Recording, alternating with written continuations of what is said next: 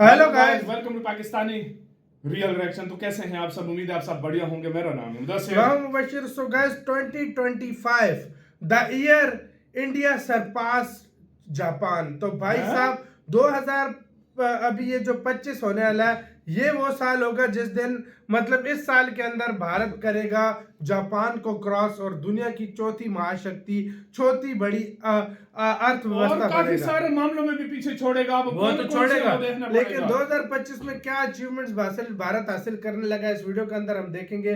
बहुत ज्यादा गाइस ये मजे की वीडियो आने लगी है, तो आखिर तक देखिएगा। ये ईयर होगा भारत एक बार फिर से हिस्ट्री क्रिएट करेगा। तो बिना किसी देरी के भाई देखते हैं, बाकी बातें करें। वो जापान जिसको दुनिया कहती है कि दुनिया से 10 साल आगे है, हाँ। उस जापान को पीछे छोड़ेगा भारत। बिल्कुल, तो काउंट करते हैं भाई 3, 2, 1 एंड स्टार्ट। नमस्कार, स्वागत है आपका फ्यूचर लाइफ चैनल पर, जहां आज हम एक ऐसे सवाल पर गौर करेंगे जो हर भारतीय के मन में कौंधता है। क्या भारत एक महाशक्ति बनने की राह पर है? दोस्तों, ये कोई सपना नहीं बल्कि एक हकीकत है जो धीरे धीरे आकार ले रही है। 2025 में भारत न केवल दुनिया के बड़े देशों को चुनौती देगा, बल्कि विकास और प्रगति में जापान को भी पीछे छोड़ देगा। जी हाँ, आपने सही सुना। आज हम भारत की वो तस्वीर देखेंगे जो इसे एक उभरती हुई महाशक्ति बना रही है। आर्थिक विकास, तकनीकी प्रगति, इंफ्रास्ट्रक्चर, शिक्षा, स्वास्थ्य और वैश्विक प्रभाव, हर क्षेत्र में भारत की प्रगति देखकर आप दंग रह जाएंगे। तो तैयार हैं आप इस रोमांचक सफर पर हमारे साथ चलने के लिए? आइए जानते हैं कैसे। मजा आएगा दोस्तों, क्या आप जानते हैं कि आज भारत दुनिया की 5वीं सबसे बड़ी अर्थव्यवस्था है और 2025 तक हमारा प्यारा भारत तीसरे स्थान पर पहुंचने की ओर अग्रसर है। तीसरे के दूसरे। जी हाँ, आपने बिल्कुल सही सुना। 6.5% की सालाना जीडीपी ग्रोथ रेट के साथ भारत एक आर्थिक महाशक्ति बनने की राह पर है। लेकिन कहानी यहीं खत्म नहीं होती। भारत का स्टार्टअप इकोसिस्टम अब ग्लोबल लीडर बन रहा है। नए नए आइडियाज, इनोवेशन और जज्बा, यही तो है नया भारत। और डिजिटल पेमेंट्स की बात करें तो भारत दुनिया का सबसे बड़ा मार्केट है। क्या आप जानते हैं? यूपीआई के जरिए हर सेकंड करोड़ों का ट्रांजैक्शन हो रहा है। जी हाँ, आपने बिल्कुल सही सुना, हर सेकंड। यह है डिजिटल इंडिया की ताकत। आर्थिक विकास की नींव मजबूत हो चुकी है और अब तो बस ऊंचाइयों को छूना बाकी है। Space power. दोस्तों, चांद पर तिरंगा लहराते देखकर आपका सीना गर्व से चौड़ा हो गया होगा, लेकिन ये तो बस शुरुआत है। आईएसआरओ अब केवल मंगल और चांद पर नहीं, बल्कि ग्लोबल स्पेस मार्केट पर भी कब्जा करने की तैयारी में है। गगनयान मिशन से भारत अपना अंतरिक्ष यात्री भेजेगा। जी हाँ, एक भारतीय अंतरिक्ष में। क्या ये कमाल की बात नहीं है? और ये सब मुमकिन हो रहा है हमारे देश के होनहार वैज्ञानिकों की मेहनत और लगन से। लेकिन कहानी यहीं खत्म नहीं होती। एआई और मशीन लर्निंग में भारत की कंपनियां ग्लोबल लीडर बन रही हैं। दुनिया की सबसे सस्ती और एडवांस टेक्नोलॉजी अब मेड इन इंडिया है। दोस्तों, तकनीकी क्षेत्र में भारत की प्रगति वाकई में कमाल की है। चैप्टर 3, इंफ्रास्ट्रक्चर और परिवहन। दोस्तों, एक जमाना था जब भारत में सड़कों की हालत देखकर लोग परेशान रहते थे, लेकिन वो दिन अब गुजर गए। भारत के हाईवे, बुलेट ट्रेन और स्मार्ट सिटी प्रोजेक्ट्स इसकी तेज रफ्तार विकास को दिखाते हैं। 2025 तक भारत में 75 से ज्यादा स्मार्ट सिटीज होंगी। जी हाँ, आपने बिल्कुल सही सुना, स्मार्ट सिटीज, जहां रहना होगा और भी आसान और सुविधाजनक। बुलेट ट्रेन प्रोजेक्ट से यात्रा का नया युग शुरू होगा। कल्पना कीजिए, दिल्ली से मुंबई बस कुछ ही घंटों में। सड़कों का नेटवर्क चीन और अमेरिका को टक्कर देगा। इंफ्रास्ट्रक्चर में ये बदलाव भारत को एक नई ही दिशा देगा। विकास की गाड़ी अब और तेज रफ्तार से दौड़ेगी।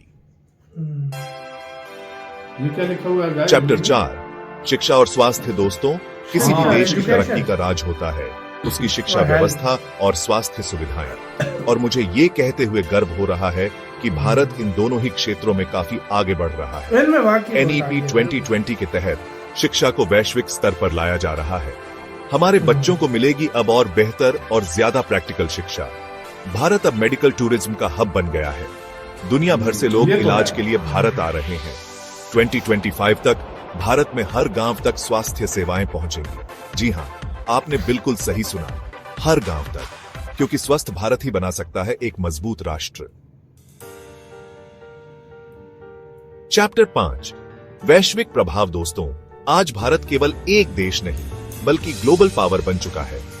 दुनिया भर में भारत की बात अब सुनी जाती है, उसका सम्मान किया जाता है। सुना जाता है। यूएनओ में भारत की स्थायी सीट की चर्चा तेज हो गई है। G20 में भारत का नेतृत्व पूरी दुनिया ने सराहा।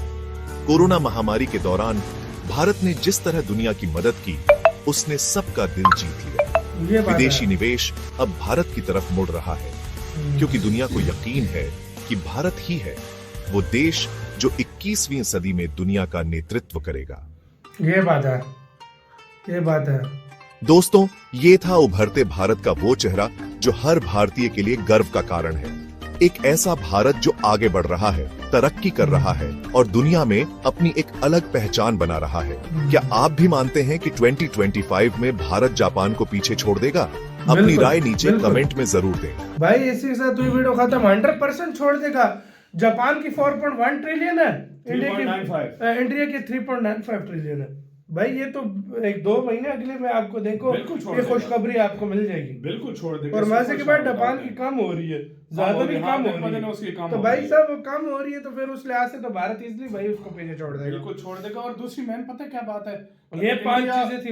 इंडिया देखो यार, हर सेकंड करोड़ों की ट्रांजैक्शन कर रहा है डिजिटल। ये मैंने सुना, मेरा एक बार माइंड हिला यार, करोड़ों की, सेकंड करोड़ों की, मतलब हर सेकंड में करोड़ों की, मतलब घंटे नहीं सेकंड। ये मैंने आंख बांध के 1 सेकंड हो गया। हाँ, ये इसमें करोड़ों ट्रांजैक्शन हो गई भाई। कैसे भाई? यानी यूपीआई के थ्रू और मुख्तलिफ यूपीआई के through digital payment, digital payment बहुत करोड़ों की यार।